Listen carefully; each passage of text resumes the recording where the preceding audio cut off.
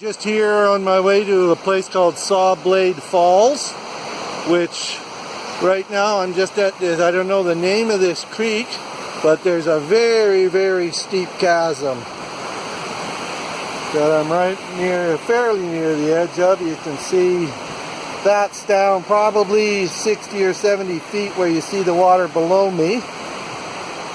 And then if we go up around this way a little bit, we can see the remains, those logs, 3 logs that are busted off. You can see some cross logs underneath them. And that is actually the remains of a bridge that was going across there in the logging days. Wow.